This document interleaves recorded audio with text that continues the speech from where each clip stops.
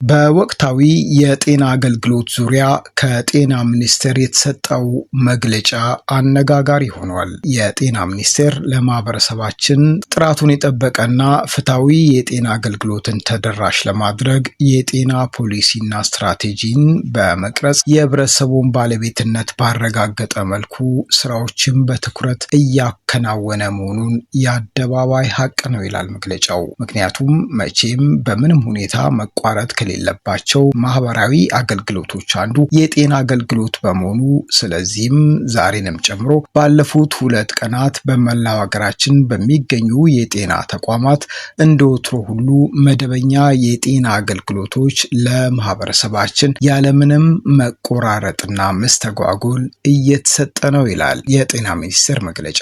ይህንን የተረዳው የጤና ባለሙያ በማህበራዊ ሚዲያ በሚሰራጩ የተሳሳቱ መረጃዎች ጫና ሳይገፋፋ የገባውን የሙያ ቃል ኪዳንና መሐላ ጠብቆ ማህበረሰቡን እያገለገለ በመሆኑ ምስጋና ይገባዋል ይላል መግለጫው። ይሁን እንጂ በጥቂት የማስተማሪያ የጤና ኮሌጆች ወይም ተቋማት በመደበኛ ስራ ገበታቸው ላይ ያልተገኙ የተወሰኑ ባለሙያዎች እንዳሉ መረጃዎች ደርሰውናል ይላል የጤና ሚኒስቴር። ከእነዚህ የጤና ባለሙያዎች መካከል ብዙዎቹ በሐሰተኛ መረጃ የተወናበዱ ሲሆን ጥቂቶቹ ደግሞ ጥፋትን ዓላማቸው ያደረጉ ናቸው። ድርጊቱ የራስን ቤተሰብ፣ ዘመድ፣ ወገንና መላውን ማህበረሰብ ከመጉዳት ባለፈ ከሙያ ስነ ምግባር፣ ከሰብአዊነት አኳያ ተቀባይነት የሌለው ተግባር ነው። ከህግ አኳያም የጤና ሙያ የስራ ማቆም አድማ ከማይደረጉባቸው የስራ ዘርፎች መካከል አንዱ መሆኑ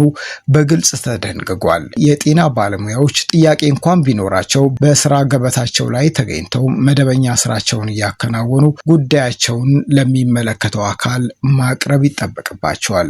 በመሆኑም እነዚህ የጤና ባለሙያዎች ወደ ስራ ገበታቸው ተመልሰው ማህበረሰባቸውን እንዲያገለግሉ በየተቋማቸው ጥሪ ተደርጎላቸዋል። መንግስት የጤና ባለሙያዎችን ዘላቂ ተጠቃሚነት ባረጋገጠ መልኩ በጥናት ላይ የተመሰረተ መፍትሄ ለመስጠት ቀደም ብሎ የጤና አገልግሎት አስተዳደርና ቁጥጥር አዋጅ 1362/2017 አጽድቆ ደንብና መመሪያዎችን በማውጣት ትኩረት ሰጥቶ እየሰራ ይገኛል። በጎ ሕሊና ያላቸው የጤና ባለሙያዎች ይህንን በመገንዘብ ስራቸውን በአግባቡ እንዲያከናውኑ የጤና ሚኒስቴር መስሪያ ቤታችን በዚያው አጋጣሚ ጥሪ ያቀርባል። በሌላ በኩል ደግሞ ህብረተሰቡ በተለያዩ ማህበራዊ ሚዲያዎች በሚሰራጩ የሐሰት መረጃዎች ሳይረበሽ የሚፈልገውን የጤና አገልግሎት በተለመደው መልኩ በጤና ተቋማት ማግኘት እንደሚችል እናሳውቃለን።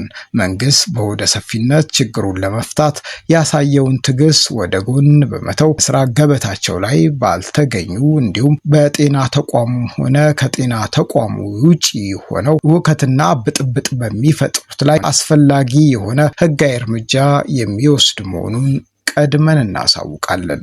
የጤና ሚኒስቴር